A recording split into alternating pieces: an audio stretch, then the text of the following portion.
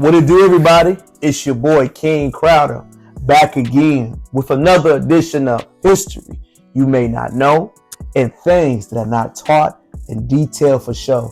Today's lesson, I want to focus on the great, illustrious, amazing career of Annie, the human computer Easley. She was an accomplished mathematician, computer scientist, who made outstanding contribution in over her 34-year careers with NASA. Did you notice she was the main one in the Hidden Figures movie who had used mathematical formulas, ideologies, mindset to make sure that she could outlive, outdo, and add incredible contributions to make America's space programs and other programs work in an efficient manner. Let's go into her background. She was born April 23rd, 1933, in the great state of Birmingham, Alabama, to Samuel Easley and her mother. She was raised mostly by her mother and her brother, who was 6 years older than her. In her early years, she aspired to be a nurse and then switched to pharmaceutical before she went to school. Remember, she was raised mostly in segregation, especially being in the South, because before the civil rights movement, the black communities was extremely limited. Segregation was prevalent all across society, and black children were not offered anything that the white children were offered.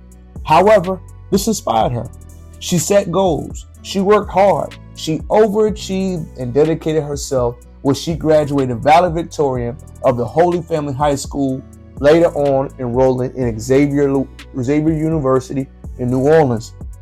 4 years later, she got married and moved with her love of her life to Cleveland, where she continued to pursue her career in pharmaceuticals, which would prove improbable. The next year, she divorced, sadly, and moved back to Birmingham, Alabama, to be near her family.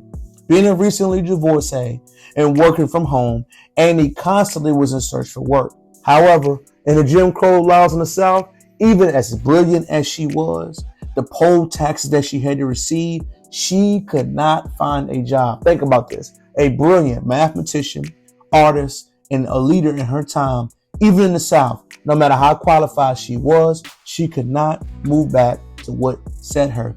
In 1955, she would later read a local newspaper ads where twins were working at the NASA program, and she decided to go there because she was brilliant in math, just like the other sisters were. She applied for a new job, which required her to have a strong mathematical skills. Despite her not having a college degree in that field, her high school record indicated that her strong work ethic had convicted future employers.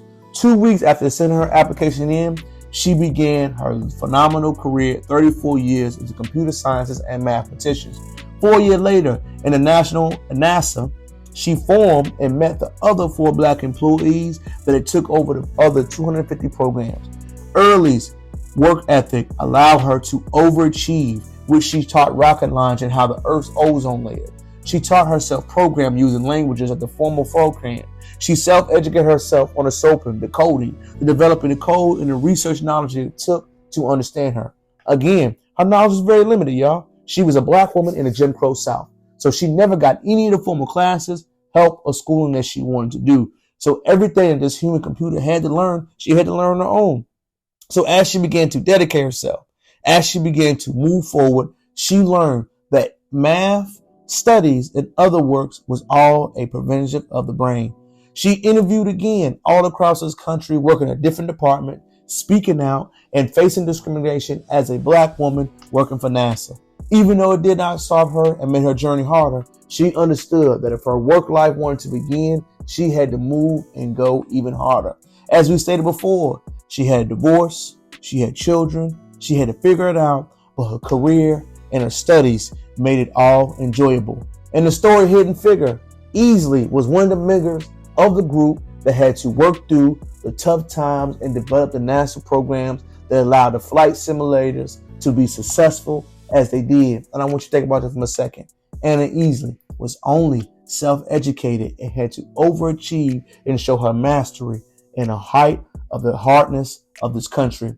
Sadly, she passed away June 25th, 2011, in the home of Cleveland, Ohio. But this young lady, the goddess, Queen Easley, lived and up to her name and her expectation by having outstanding research, outstanding analytics, and outstanding way to conduct problem solving.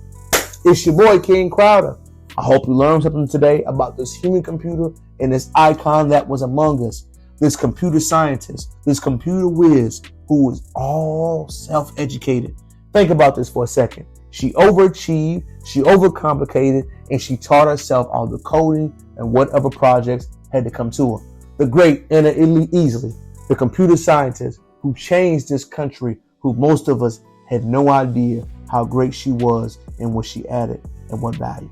Until next time, I'll be back again. It's your boy, King Crowder. Peace.